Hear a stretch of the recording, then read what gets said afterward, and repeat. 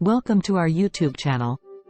In this video, we will be exploring the crucial research topic of analyzing the relationship between green supply chain practices and environmental performance metrics.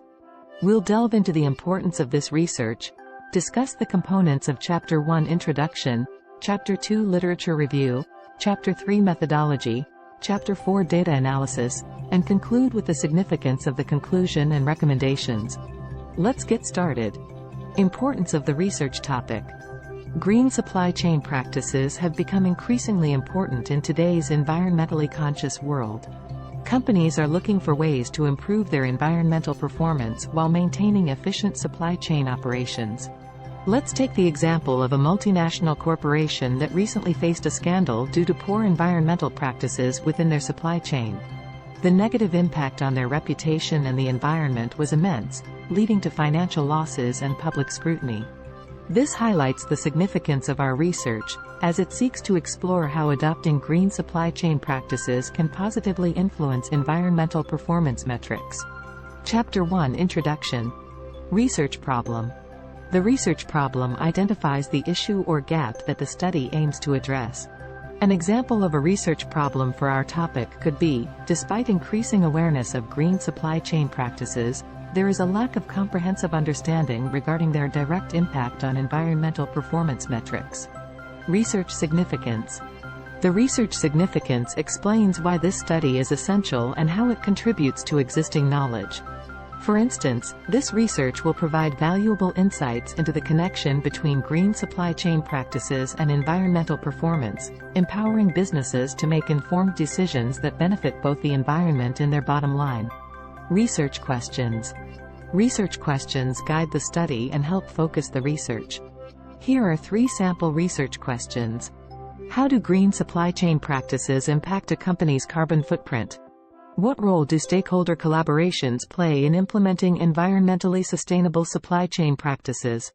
To what extent do regulatory frameworks influence the adoption of green supply chain practices in different industries? Research objectives. Research objectives are specific goals that the study aims to achieve. Here are 3 sample research objectives. Assess the relationship between green supply chain practices and key environmental performance metrics. Examine the barriers and drivers for the implementation of green supply chain practices in the manufacturing sector. Investigate the role of technological advancements in enhancing the environmental performance of supply chains. Research rationale. The research rationale justifies why this study is worth conducting. For example, given the increasing pressure from consumers, stakeholders, and governments for sustainable practices, understanding the impact of green supply chain practices on environmental performance will enable organizations to align their operations with global environmental goals. Chapter 2 Literature Review. The literature review critically analyzes existing research related to our topic. Suitable subtopics for this research could include Green Supply Chain Management, GSCM, Principles, Environmental Performance Metrics, Case studies of companies implementing GSCM, Theoretical frameworks for analyzing GSCM's impact on environmental performance. For instance, the Porter's 5 Forces model and the resource-based view theory can be adopted to assess how GSCM practices create a competitive advantage for businesses, leading to improved environmental performance.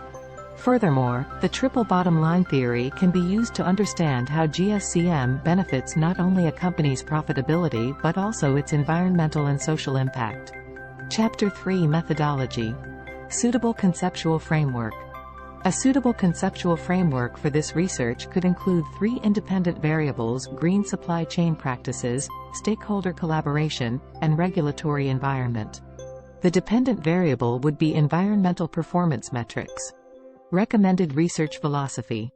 A pragmatic research philosophy would be suitable for this type of research as it allows for a balanced approach, considering both qualitative and quantitative aspects. Recommended research approach. An inductive research approach would be appropriate for this study, as it involves developing theories based on specific observations and data gathered from real-world cases. Recommended research strategy. A mixed-method research strategy, combining both quantitative surveys and qualitative interviews, would allow for a comprehensive analysis of the relationship between green supply chain practices and environmental performance metrics. Recommended data analysis method. Given the nature of this research, a combination of quantitative and qualitative data analysis methods would be beneficial.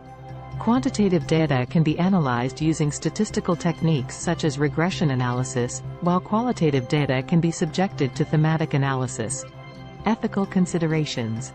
Ethical considerations are crucial in any research.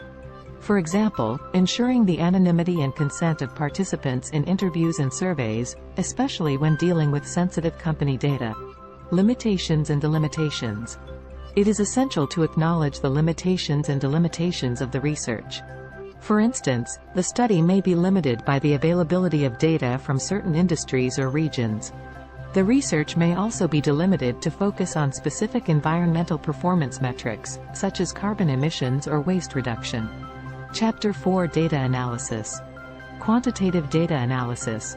To analyze quantitative data, researchers can use statistical software to perform regression analysis, ANOVA, or correlation analysis.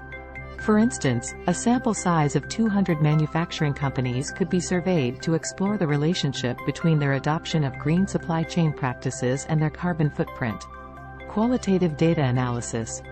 Qualitative data can be analyzed through thematic analysis, identifying common themes and patterns in interview responses.